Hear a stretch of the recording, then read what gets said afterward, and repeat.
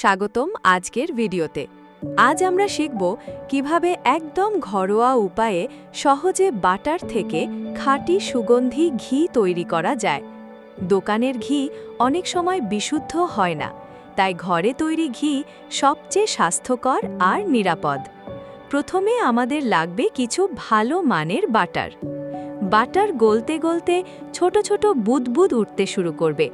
এ সময় হালকা চামচ দিয়ে নেড়ে দিতে পারেন। মনে রাখবেন, চুলার আঁচ যেন বেশি না হয়।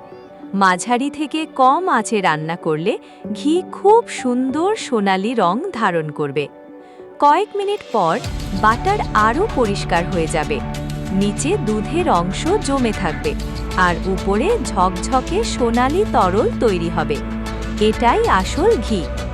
ঘি তৈরি হওয়ার সময় একটি দারুণ সুগন্ধি ছড়িয়ে পড়বে, যেটা বুঝিয়ে দেবে আপনার ঘি প্রায় তৈরি।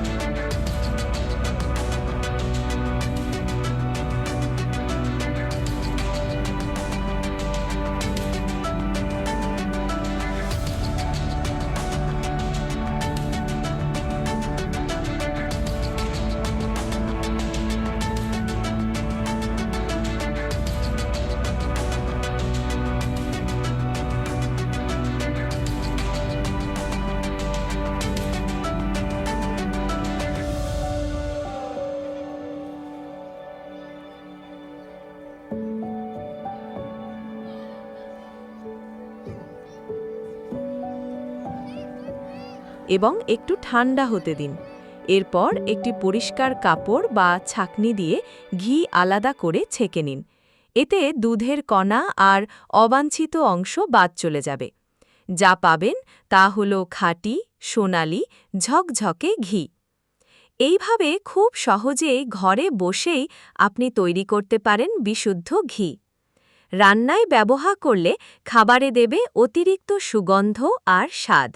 আর সবচেয়ে বড় কথা, এতে থাকবে না কোনো ভেজাল। ভিডিওটি ভালো লাগলে অবশ্যই লাইক, কমেন্ট এবং চ্যানেলটি সাবস্ক্রাইব করতে ভুলবেন না। আবার দেখা হবে নতুন কোনো রেসিপি নিয়ে।